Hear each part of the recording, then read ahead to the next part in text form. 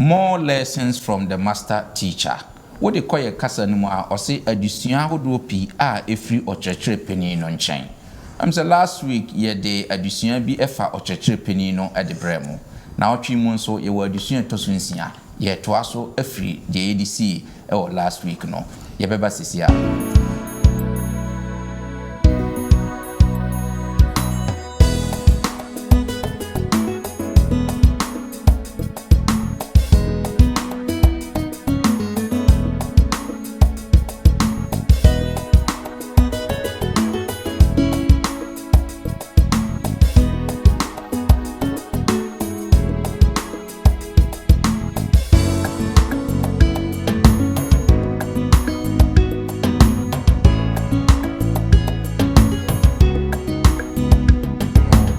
Na ibitimi asua free mu say Jesus Christ de oye no course no ebe ye de Adam se na Nyankopon nim ba bi Adam ne Hawa wa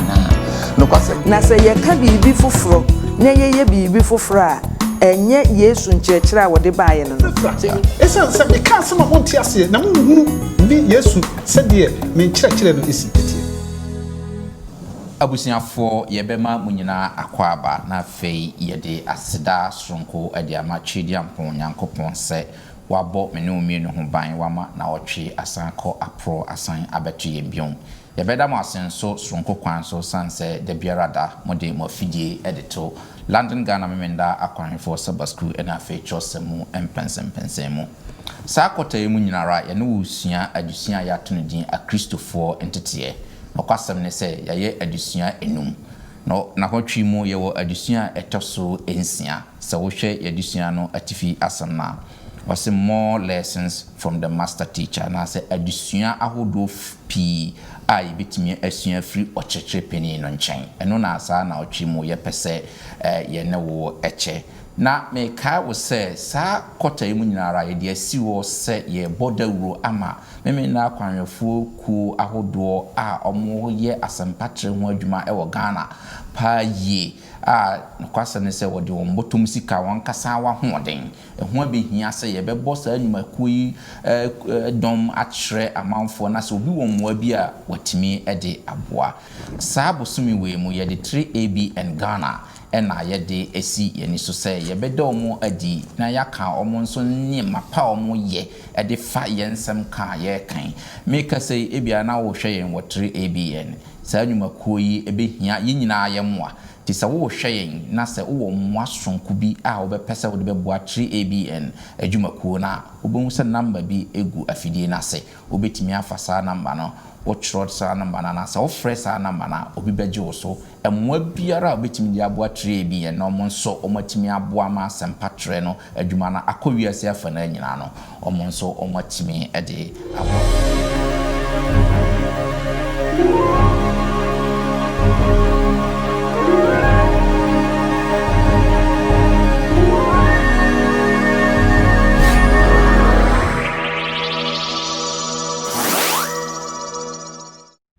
You can contact us on 3ABN Ghana on WhatsApp number 0577-654896 or call us on 057-654896 or email us on info@3abnghana.org.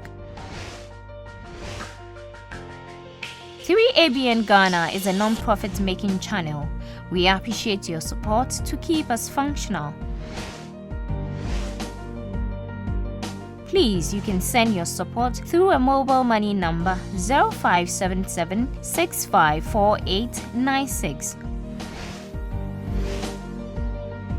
or EcoBank account 3 Angels Broadcasting Network Ghana 0160084530961101 University of Ghana Main Branch.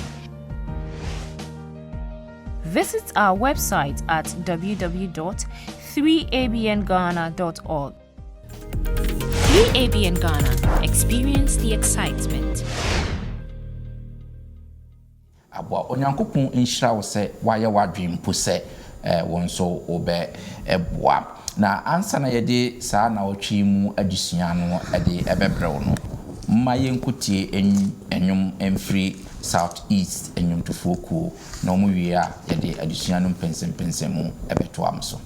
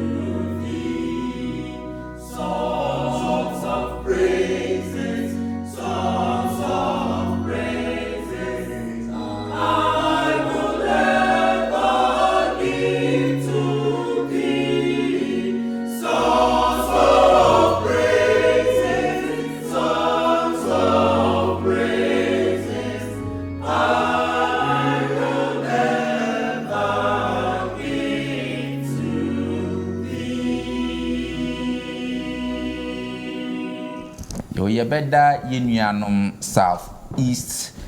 London SDA Church wo enwum hwanhwam a omode abedi yadisua yanimu ede amayen se mewie ne saa de ne na mefa saa kwanya na fe mabegafo a twedi ampon yankopon aye adom no de o mabeka mensa wo fidua mu ase mede o madi ede akyeremo na fe ewia ya hwe yadisua enimo mede mediane Bismarck mensa enne me wo akudamfo mensa kame ho wahase omo na ebeboa na afi yede adusua pensem mu ade abramo mesha se afri eto eno ha ende me wo Elder Frank Joe Amankwa yina ya fra no Elder Joe sene yenim no Elder Joe Southwest sorry Tutin Broadway wona Elder ha ti ya hwehwe Elder chepa na twedi amponyankopo adum nti and then home no senior or che Philip say obi ko Africa nti onko ho the home no so e the Elder bpie ye nchen wa senti Elder ye mo akwaba great me botra Elder na me ba ye mama Lucy osudakwa mama Lu sana obi afreno mama Lu so free South East London SDA Church no Obama yesa addition ti mama Lu on se mo akwaba na fe me botra mama Lu na me ba yankasa ye sofo Pastor Fergus osu Boaten of free conference no ho na wajan dwumadie hu na fe wa beka ye hu pastor ta ne ye addition bebre wa hase ti pastor and so ye mo akwaba that's it. Great. Great. Madam asese ye frame mu nyina maba ansa na ye behwe ye addition no ma mama Lu emmo empire tiawa na fe ye hwe ye addition no pam chaw mo me empire botiefuo nyame wo nase ena nkotodwe nyina ba yeda wase wonhwe so pa ne bambo memenda ye free wanim ne wasan de ya ba wo nase biem a ye be pensem wasem mu so okyerɛkyerɛfo be kyerɛ amatiefu ate ase a na dom ene moa ne firu ti yesrɛ so ade sua ye be suan ma yente ase ne yemfa mo ye ho bra ne yenka bi nkyerɛ afoforo nso ewo Yesu Kristo dimu amen amen great busiafo sene medical aka no ye wadusua to so nsia kota mu nyina na ye hwe akristofo enkyerɛkyerɛ ene no ɔse adusua hodo pi a efri ɔkyerɛkyerɛ peni no enkyɛn ye hu last week adusua na ye adusua to so num ye hu Yesu sɛ ɔkyerɛkyerɛfo peni no ye hu sɛ Yesu Kristo bae no ɔbɛkyerɛkyerɛ niema ebebre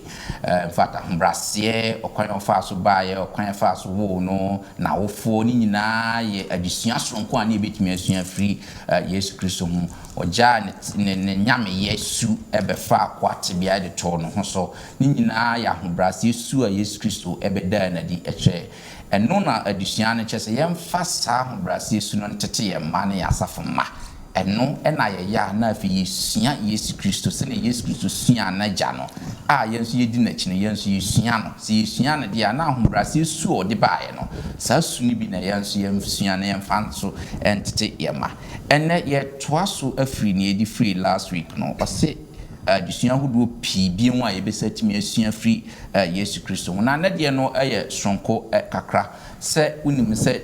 ye nyina atoda bi a obeye bibi anase waye bibi a sabe obi hu ya aye ahudwiri kakra anase ehu bi to so anase ye nyina ye wo bone nkitinkiti bi a wo ya si ade we die obi hu amefa he enema bebre ni aye se wokotro semu a fanesenka wona wo ye Adam anase Eve time a mukodi aduaba na Nyankopon ba ya o ka se mo wo he no wadwin mu be ye wo sei anase fa ho kohye Jacob ni Esau abra Jacob edada ni nua na okoji ni nhira ni nua no hu ye no no dwane ye no dana anadwo no ufi se adwene ben na ba Jacob trim anase fa ho kohye oba agumanfo na ye koche no pe se oye na dwama niema no ye den ko Yesu Kristo wona wo ye oba adwamanfo na anka adwen ben ena beba otimu ana hwehwe David abra ofa obire esakuku no ayebeyi na ten no so na ye David anka de befa hen ye nyina ye woniema bisa ehyehe ho no na enne ne ye pese ehwe se wo sa niema bisa ehyehe ho a anu yie no eno ne den eno na sa na otwimu ye ba behwe okyekyerefu opini no na fi ya hwese bitimi anya anu yie afiri sa okyekyerefu epini eno enchen ya enti se wo hwe enka abasam na ye befa free Mark chapter 10 verse 52 me kan brofo me wia Mama Lucy so ebekan wo yen kasa no mu amaye so wafa atwerasam na be Mark chapter 10 verse 52 because then Jesus said to him, go your way, your faith has made you well, and immediately he received his sight and followed Jesus on the road. Amen. Amen. Yebetie efri twi kasa no mu na Yesu se no se ko ugidie ajo na entem ara ohunu ade na odi nachi ekwan no so. Amen. Amen. Great. We one of those miracles Jesus Christo eye ne dia ye nka abosam se ye koye nim no ye be church ne ma bebre mu na yetimi anya emu entiase eye. Yes, pastor ma men fan shase emfiri wo so. Men kasa mu no say me illustration be about Adam ni Eve abra Jesus Christo anase Nyankopon bi so mo say mo he na adwen be nanka ebeba mo chimu. Well, so kan Genesis chapter 3 8 and 9 yen hwe asem no sene esitie poten ewo hono. Genesis chapter 3 8 and 9 Genesis 3 miensanchichemu nwotwe ene enkron muma yentie onyame asem na wote Awurade Nyankopon ka se onam eturom ho ewo anwumre emfremu na obarima no ene ne yire ekohinta free Awurade Nyankopon anim ewo turom ho enuamu na Awurade Nyankopon frɛ no na obisa no se wo wo hen. Amen. Amen. Great. And pastor na me bisa se adentina ufi se Nyankopon ebisa Adam ni Eve se omo wo hen na onim babia omo wo ana na afinso no uwi amepese wo besa hwe so kan Romans chapter 5 11 to 19 Paul edi Adam edi toto Yesu Christo ni Adam ye no Eden no edi toto ni Yesu Christo ye no cross no so no eno so no edien na yebetimi asua free mu se Yesu Christo de ye no cross no ebe ye de Adam antimi anye ewo etru no mo okwan ben so na santetie anase animdie bi se na yebetimi de akire ye ma no mo nso omotimi anyini no ma afa de abo bra. That's a pa menu abesmak no kwasem pa ri se wo hwe se de adisuo no si kire ya se obi ni nkita hudi a eye papa wontimi musa na sem wontimi nka bibi mpo nkire no se wo ka kire wonu akura wo ne tifie na ade a kire wusanse na kwa me wo ho tesen a eno kura na carry weight kese pa ana afro bi telephone so kura wusanse o me fracture a wusanse de ho siti a eno nso ye nkita hudi kese a ejina wo ne sa nipa no so Yesu Kristo anase ye Nyankopon esane ewo Eden trum ebra wono ade ne makodua Eden trum ye Adam ne Hawa no wadu Eden trum nto oba hodmo additional cham ye hu se wono ne kyerɛkyerɛfo pani enti nkyerɛkyerɛ bia ekoso bia wo Eden trum bia no wono ne hya ase kyerɛkyerɛ won na ye ze kesa da bia awokɔ hɔ kɔ ne wo mudi nkomo na additional no kyerɛ me hu ne mama Luke ka kyerɛ ne se wo se anwumre mfiri mu no afi de wo san kɔ hɔ no bio na we de okɔ ye no nipa esa kɔ ne mo ya sɔre hia mo ne da bia mo ya sɔre na mo to no na mo ye de asɛm ye no wo hunu wo mo wo tema busa se na mo wo he adisua na wo busa na se de wo busa se na Onyankopon a wo busa se mo wo he that means na Nyankopon nim ba bia Adam ne Hawa wa na no kwasem pa ni Nyankopon nim ba bia no mo wo na de opeso otwo adwen se mpese ma mo te ase se ba bia mo wo no minimu na mahunu na me nso me hwehwe mo na mahumu dadaada I'm looking for you mo de mo dwane me na so me de me hwehwe mo enti in a way no enya de kyese nyame wonim nyame nim pa na ba bia no mo akosha nyame hwehwe wo mo say they have gone into hiding. That's right. Mo akohinta and we buy it in true no hu say o mo tedua na chi ɛna ɔmo so adwene yom sɛ ya dodge no ya dodge no no nyame ka kyerɛ sɛ hwɛ mahu dadaada na de ehunu sɛ Paul de toto ho ɛfa Adam a ɛwɔ Eden ɛne Yesu Kristo nea wayɛ wasɛnnua no so Adam wɔ Eden ɛnam sɛ nyame babu sa mo wɔ he na biribi asi bɔne bi aba nti Adam a wɔ Eden no ɛde bɔne aba na bɔne no ba yɛ nso no owuo nso ayɛ dɛbɛn owuo nso aba owuo no ba yɛ no nso afɛ deɛ ɛde awerɛho aba ɛde su aba ɛde nisu aba ɛne bi okura nso no ama onipa asa adwane afiri ne gyefoɔ ne bɔfoɔ ne yɔfoɔ ne Nyankopɔn anim enti Nyankopɔn no a ɔnwono yɛn bɔ yɛn home nkwa home gu yɛ mu no ɛba yɛ no yɛhunu sɛ Adam a ɔwɔ Eden turo mu de owu aba ɛde bɔne aba ɛde saa de ma wɔ nyina aba nanso Yesu Kristo ba asase so no refa akwate bia to no ho so so asade so we nyina sɛ bɛyɛ amno mienu bɛnya nkwagye nti asɛnua no so no owu a na Adam de aba no Yesu de nkwa ba okay abasam tu a na Adam de aba no Yesu de nkranhya ba ade a na kɛhyɛ yɛ so a yɛnhu ne tobrɛ no Yesu de asomdwe aba enti yɛhunu sɛ Eden trom wɔ no nneɛma biara ba yɛ bia Jesus Christ has come to undo it wa masade ni nyina yɛ dɛbɛn awie pɛ ya hyɛ ne die ne monyam enti na kyerɛ sɛ yɛhunu sɛ wayera sɛ dempo a Jesus Christ nkyɛn kutoo ɛne ɔbɛnya nkwagye enti adesua yɛtwe ya dwena sisam yɛ sɛ ne sɛ yɛtete yɛ made a ɛne ne yɛnka nkyɛ yɛ ma sɛ hwɛ obi bie ne wɔn sɛ ɔkɔ ne nkyɛn sɛ Jesus Christ nkutoo enti adesua yɛntete adesua yɛtwe ya dwena sɛ Jesus Christ nkutoo na sɛ yɛayera a ɛsɛ yɛkɔ ne nkyɛn enti our hiding no the solution comes from Christ. That's right. So me no me no ayera ni mu aye pa e wo Yesu Kristo nkyɛn na na bi pese busa me nua no atiefo ɛhe ne yensu ayera koduru Yesu busa wo sɛ wo he wayera wonsa no mu enti wadwane wako hinta wayera wadwaman mu enti wadwane wako hinta nanso wahu nya so wo enam so wodo wo enti no wo ka kyerɛ wo sɛ me frɛ wo sɛ wo he na bra fi sɛ I know where you are na wo ba ne nkyɛn a ne solution ne sɛ bra Yesu nkyɛn wonsa no bɛkɔ bibi biara ahye wo so biara na ebe free ho enti sɛ obusa that question a me gidi pa sɛ this is the answer metimi edi ama ɛfa deɛ great pastor but what church mu pa ye very good yɛntwo efie akora no tifie san church we no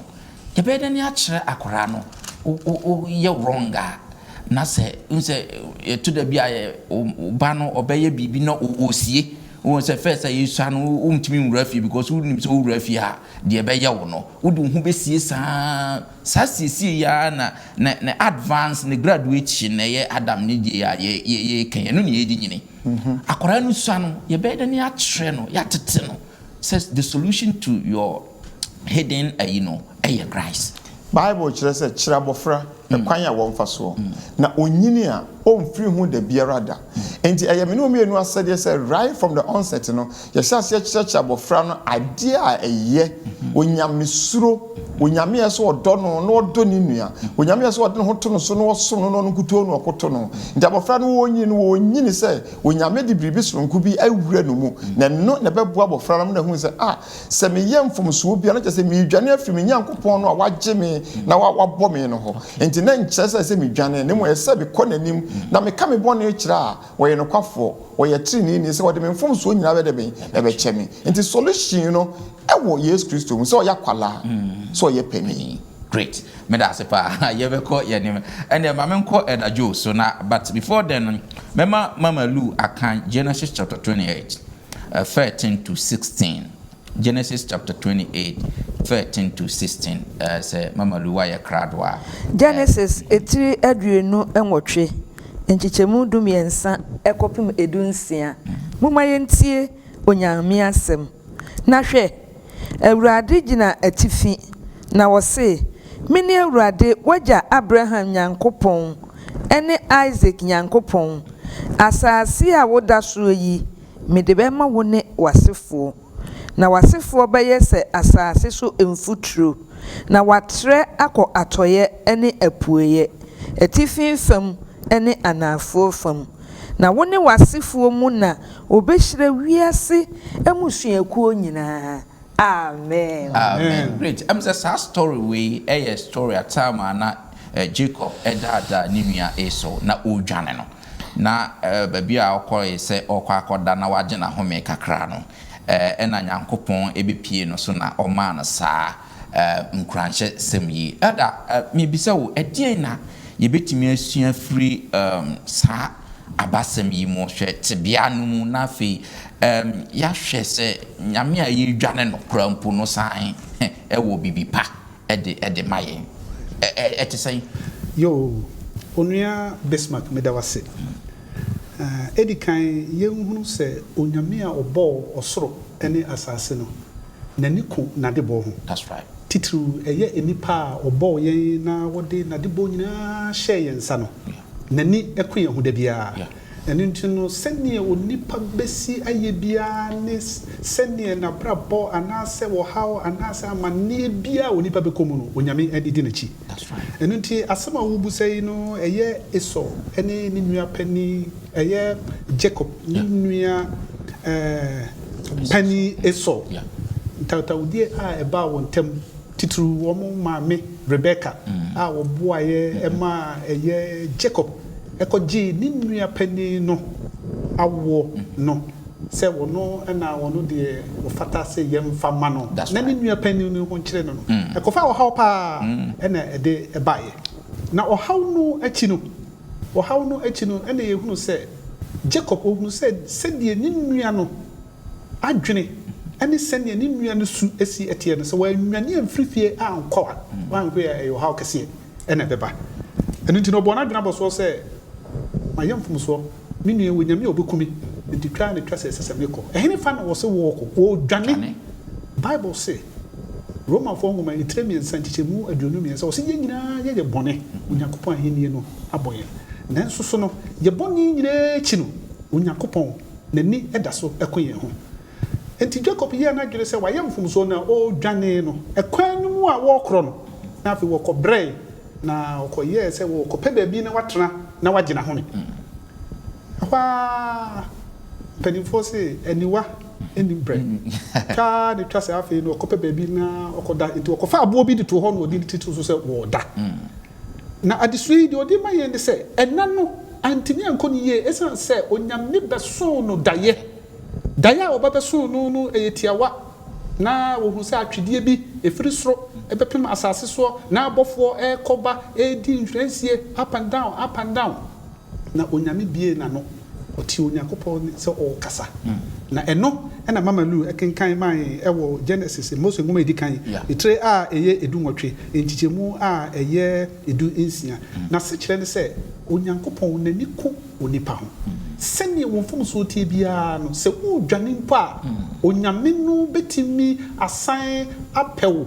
baabi a wowɔ na wahwehwɛw na wama wo adom yɛmfa no sɛ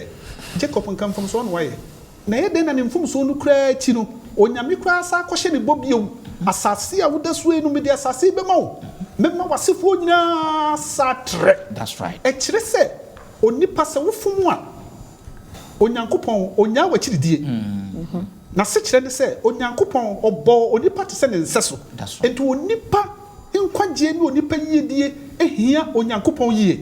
nti adesua Yesu na hase ne sɛ sɛnea wotie biara sɛnea wo mfomsoɔ ne tie biara sɛnea ɔbɔne akodoro biara mamu ho abɔmfia Onyankopɔn ayɛ krado sɛ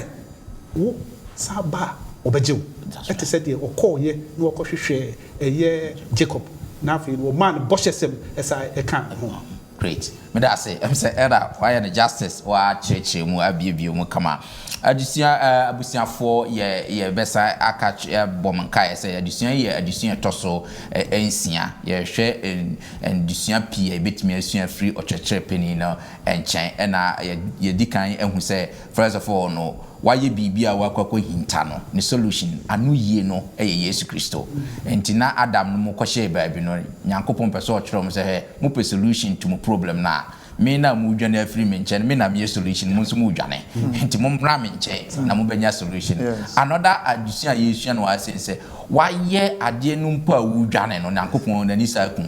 sa twetwerefo peni no na disua no bia na yegusu a ye koyanim na meba Mama Lu say ye answer na obekasa no memo wakan John 1 John chapter 1:1-3 na fe wa jump kan 14 no ansa na mama wa yi asem bi ano amame John chapter 1:1-3 and na fe 14 no yo eda se sanka abosem yi aye bekenkan wo kire se apam foforo mu nyina no enka abosem bia ni ho a ahyeta agidin esasa asem yi a ye bekan yi. That's right. Adentira eno na John de ma ye wo Yohane asempa etiri baako chem baako kopem yensa na yakọ edunan no mumientie nyame asem emfiti ase no na asem no wo ho na asem no ne onyankopon na ewo ho na asem no ye onyankopon ye kọ edunan no a na o kire yen se na asem no beye honam na obetena yemu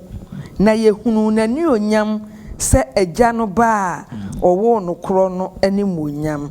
na adom ahye no ma. Amen. Amen. Great, a very powerful pastor asem na ewo John or ye can almost every time be and every day be every be trust be no ye de ani ekoboso kakra. So we just senior Yesu Christo etie another senior trust them no describe Yesu Christo adenti and now is on chain pa ni bitimi akosua sabe enema ye hunhum adusua pa yo said the asem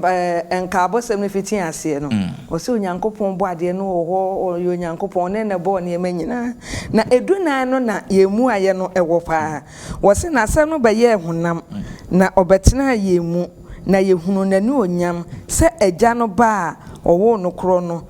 ani onyam na adom ahye no ma Yesu Kristo na adom ahye ne ma ye hwe ne nkyerɛkyerɛ a wo ba asase so a obekyerɛkyerɛ ye no a na ahumobro pa nso eta ye kyire enu nti na onipa ye bɔne a wo dwane mpo no osan ye den okɔ ekɔhwehwɛ no afa bi onso no wo kyerɛ sɛ na de kyerɛ a wo kyerɛ ye no o kyerɛ no sɛ ne nipa bɛte ase sɛ Yesu kyerɛ de a wo fa wo tebia a wowom ohunu wo onim de ene wo tebia a wowom ena wa kyerɛ wade na de no nso wo kyerɛ mu ema wo ye de bɛn wote ase pɛ yie na sɛ de eduna ne kan ye no na anuonyam nso ahyɛ ne ma Yesu Kristo ya edin trom wone Adam nom ɛkasaye one Adam ne Hawa ɛkasaye no yɛsan hu emra Jacob edwane afiri ne nua Esau ho ɛwa kwantimfin so no wɔsan ne bɛkasaye obeyi ne ho adi ɛkyerɛ no ɛkyerɛ ayonkofa pa owo ema adasama ene wu a obewu ma yen ene enkyerɛkyerɛ a wo kyerɛkyerɛye na se yehwɛ mra na one Yohane mo ɛwɔ hɔ no a Yohane suafo no mienu bi bedi n'achi emra Yohane hu no na wɔka sɛ wo kyerɛkyerɛfo panyin nie obi a anye kyerɛkyerɛfo sɛ wei no asuafo mienu no ye de ben omu bedi n'achi na Sara ena yehu sɛ de Yesu ye na de fa ye no na anuonyam ahye ne ma na wo kyerɛkyerɛ enipa ema yete ne nkyerɛkyerɛ ase na wo hwɛ ekwan bi so a sɛ de na Yesu eye na de fa ye no wanhunu enada asem bia eye de ben ewo ni mu ne ye de ba ye fa mu a atiefo mummi yenhwɛ we ye me ka kyerɛ wo sɛ enom nsa emwadwaman na me sɔre na me kɔnom nsa na me kɔ badwaman a ne ameka no bɛte dabi obi na o kasa no se usuban no ye jejejeje wo masom nti wo nsɛm a wo ka no menye de bɛn mente enti yen kasa na yenye saa sɛ de wonam adehidie mra so ebe de bɛn ebebu ya ten na sɛ wo kyerɛkyerɛ wo bi a ɛsɛ wo nso de na wo kyerɛ no usuban edi saa sɛ ye de kɔ ye ma atetie mu a wontimi nka nkyerɛ wo ba sɛ entwatro na obi bɛhwehwɛ wo wo hɔ pa wakɔhyɛ mpase ɛsɛ ka kyerɛ ne sɛ mini hɔ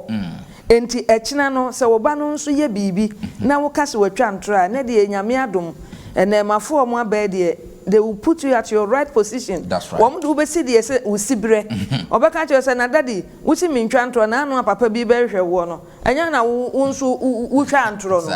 enti anuanom ye ya kwanhwefo yi ye ya akristofo yi enkyerɛkyerɛ a ye de ma foforo no ye nhwɛ se ye nso ye be yesa na sɛ yɛka biribi foforɔ na yɛyɛ biribi foforɔ a enye Yesu nkyerɛkyerɛ a wɔde baayɛ no sɛ yɛhu sɛnea Yesu kyerɛkyerɛ yɛ no nyinaa no na ɔyɛ sɛnea ɛteɛ pɛpɛɛpɛ fi sɛ na ne onyam ne adom ayɛ deɛ bɛn ahyɛ ne ma na ɔyɛ nyame baako pɛ ɔno ɔbaadeɛ ɔyɛ ɔbaadeɛ enti wonim sɛdeɛ nipa yɛsiteɛ onye ahumɔborɔ nso ɛwɔ ne nkyerɛkyerɛm sɛdeɛ mɛdi kan aka no na asɛm potitiriw paa ɛwɔ ha ne sɛ yɛnkasa na yɛnyɛ saa ma yɛnyɛ atiefoɔ awerɛfifoɔ anɔpa wia yɛwɔ twerɛsɛm yi yɛsua Sabbath school yɛsua nneɛma bebree na atiefoɔ sɛ yɛsua na yɛankyerɛkyerɛ sɛdeɛ yɛsiteɛ na yɛamfa Yesu ban nso ammata ho a ɛne na yɛnkyerɛkyerɛ no ayɛ ohunu na yɛnni yɛnkyerɛkyerɛfoɔ panyin ɛnhwɛ so a ɔbɛyɛ maa yɛ no na ɛnya deɛ a yɛdi akyire. Great. Medase pa, medase Mama Lu. I'm say what church mo se ne Mama Lu a church no nya de ye kanon ko a ne mo ne ye no very very important. Medase pa say wa biebie eno nso anim so atwe. And pastor ma me mra wo so ye hwe so ken kan wo hwe Matthew chapter 15 21 to 28. Na fe hwe Mark 7 24 to 30 a. Ekre abasama a Yesu Kristo ne Canaanite woman bi enya abra na opese Yesu Kristo so ehira no na se Yesu Kristo so ehira na one nya nkitahudie wo hwe na asuafo no ne omo won chen krampom no omo mpene sa nkitahudie no so ye hwe audacity ana se saa tumi an a oba no tumi nya de gina Yesu animu ene di sa nkita ne muaya Yesu Kristo ede ma saa oba yi a ede na Yesu afri hase. That's a mic, Bismarck. That's a baby. Na kabe pepa say, young kind text ni nyina. By one more young kind Matthew, eti dunum no. Tumo aduenu ba akoko se aduenu wo twene nko a. Okay. Ya kana mabontofa. Yes, Mama Luisa, why chapter 15, 21 to 28. Pamcho yentie nyame asem. Na Yesu firi hɔ kɔ Tiro ne Sidon famu. Na hwɛ, Kenani ba bi a wo firi empotamu ho eba betiatia mu se aw Awurade David ba humi mobo na honhommɔne bi ha me baba dodo nanso wamuwa no na nasuafo no ba besre no se gya ne kwan ema ne nkɔ na wɔtietie mu di yɛn achi na wobua se Israelfo fie nwan a wayira no nko ara enkyɛn na wɔsoma ame na oba no ka eba bekoto no se Awurade boa me na wobua se enye fese wofa ema aduane toma nkranmanma na wose ewom Awurade nanso nkranmanma no nso edi impropro wa efiri won wuranom epono so egu efam no bi. Amen. Amen. No kwasem pa ni se otia kenkan sem yi a yehu awerɛho sem bi ene ade bi da oba ya koma so a o su na wo tiemu na wo kapa firi na koma mu se humi mobo no kwasem ni Bismarck se obi pa e ba wo nkyɛn na owo haw dadwene na wo tiemu pa e ka kyerɛ wo se humi mobo a na kyerɛ se wo gidi se emwa bi betimi afiri hɔ no aba. Yes. Some went to me through be one more on calling Chan Countess and Pacho, whom mobo is a minimum say, what me whom mobo and to whom mobo be, sir. When we cram about penya, whom mobo means whom mobo ni be. Or by way, no. Yes, see, why my memory, Gentile. Yes, Christo Nessa Gentile ye, Enya Kitahudie. Or say Canaanite. And the Quapams, the Quasam Penny, and my memory. Yeah. And a baby of free was a home your tie.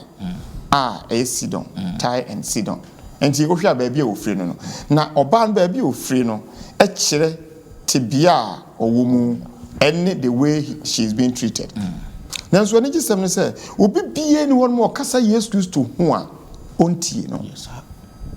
Obia Jesus he still listen me nua wo tie me pesa ma wo tie say wo kasa bia wo ka che Yesu ebre bia no otie wo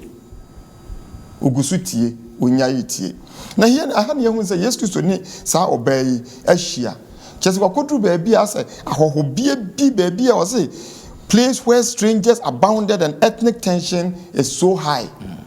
sɛ ɔmo te ɔte nka ho sɛ nta watawadi bi ne nneɛma bi kɔ so wɔ hɔ no mu a mibu wei mimu wei wo firi ha wei deɛ wo firi ha enti ebi bu wɔn ho sɛ wɔn yɛ ɛkyɛn bi no maame firi Greek ɛna Jewfoɔ ɛna ɔno ɔmo di nhyia mu na Jewfoɔ ɛmfa Greekfoɔ amamamufoɔ ɛnyɛ hwee ɔmo mu wɔn koraa o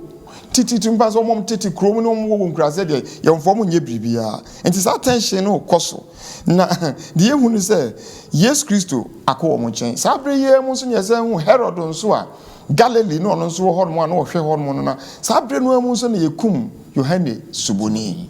enti no kwasɛm pa ni sɛ nneɛma bebree na ɛkɔ so wɔ hɔ na danger ne sɛ Yesu Kristo ne mission pa wɔde aba no na the mission is going to be at stake fi sɛ the mission is say oba begye adasama nyinaa na here's the case a wɔn nam no wɔn wadwene bi ɛfa enipa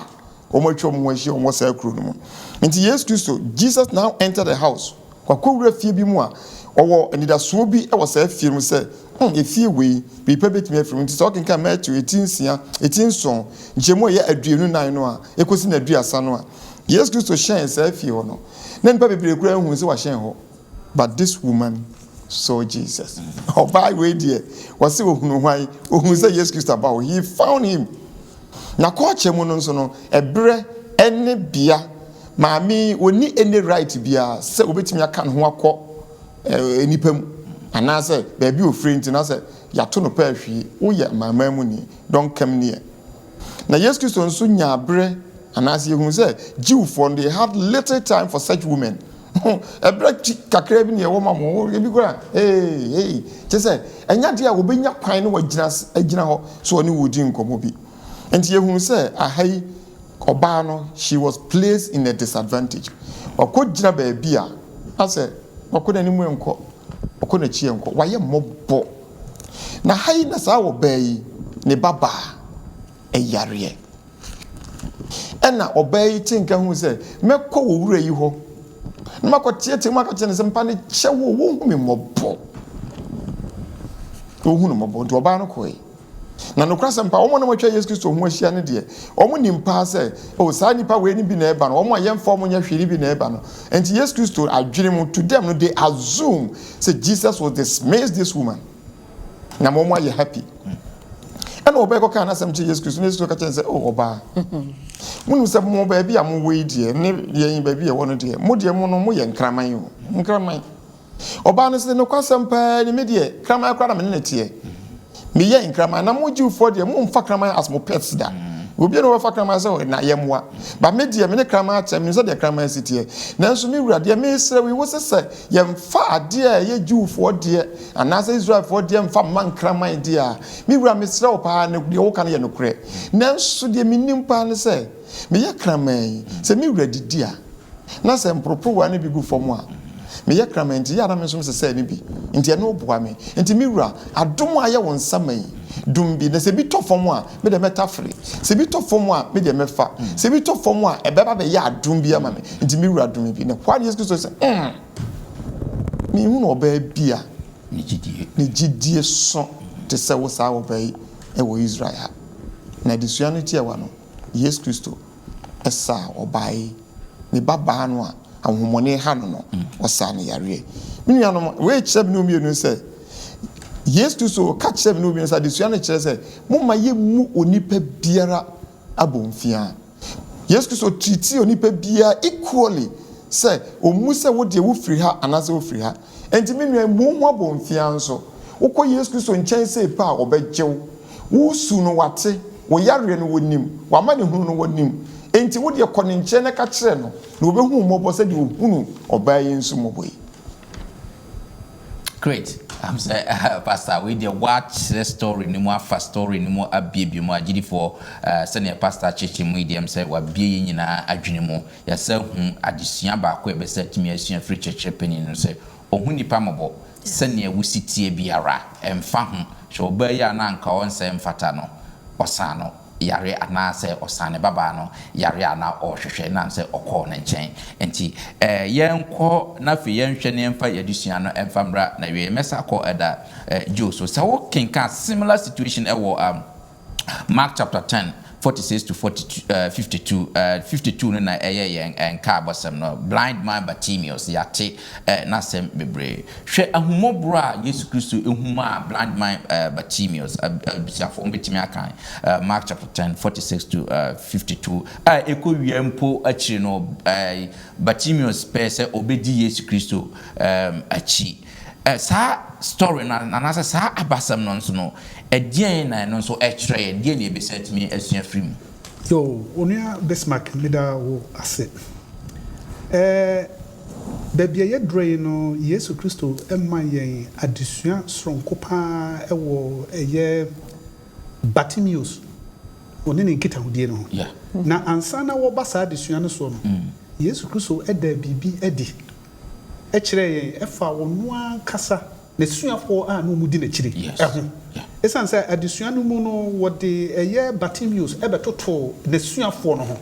enu nti no adesua ni animu no na ye hu second Herod no de wogitumi every Roman for ho no ono ankasa woye jiwni na nsoso no wogitumi every Roman amanfo no ho ebesisi ni nkrofo enti sabre no so fo no mu hunu ma ne papa enti wo mu hunu se Yesu Kristo aba o yen senkreni bebrebe no mu nyina dwene ne se Yesu bana eye political problems ne me won obeyi afri ho no mu hu ato wo kama that's right then so Yesu bie ne me bi ende so ema wo mu ehuri no wo mu adwene ne se taxi so dodo eto ya wo mu gigi ye yentimi so wo mu boya po Yesu abai die ye benya awto impo onu ankasa na tidifo na no mo ye disciples no wo mo so no sa no mo adwete nti ya ukinkan eye Marko etre a eye motwenchike mu aduasa baako ene aduasa miensa no a Yesu Kristo kase bi e kire wo mo wo so madwene a ewo mu tirimu no eye ewiase adwene mo dwene wiase na mo nwene hu mu na me ka kire mo se mo nwene hu mu niema nti there was a time bi kura na o ka kire Petro firi bi so ko obonsam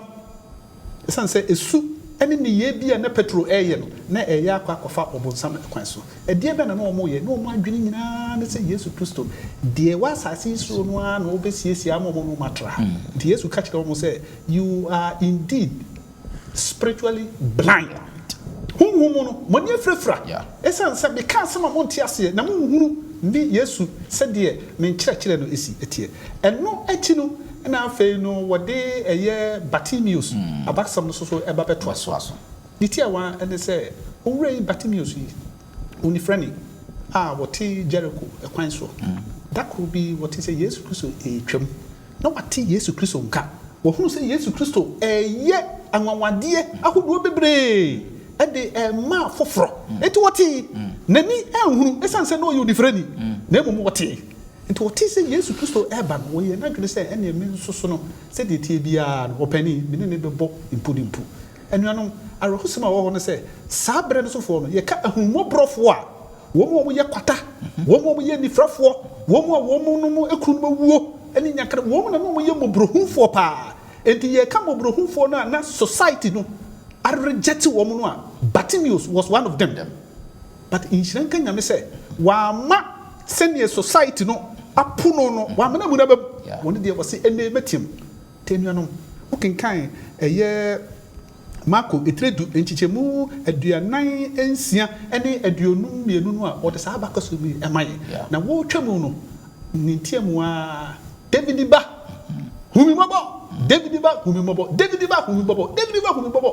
na on say ade ba kwa na esuafo no taye ne se safo no wo mu hia ahiade ne ba Yesu Kristo nchen a na wo mu pushi wo mu pia wo he mo fa mo nsem ko no ha na eya na wo mu refi se eye nipa nkwaje ene safo no nti na Yesu Kristo be wiase exactly enu to medi kan se Yesu Kristo obo onipa te se ne nseso onipa nkwaje ene wo nipa asetrem papa no ehia ne yie pa na enu nti na ma wo ka kire asuafo no say you are blind, you are physically blind, spiritually blind hunu niema because said there maybe se bi pem niema no mo ntia se sa enti ntiatiamu ha na Yesu Kristo ogina abrante bra edie be na menyama wo Bartimaeus edie na menyama wo se rade de me hwehwa ne se obama mani ate wa yi ni ntade ye hye no tugu ya Yesu Kristo se ko nani na ate Miso bitimi huna de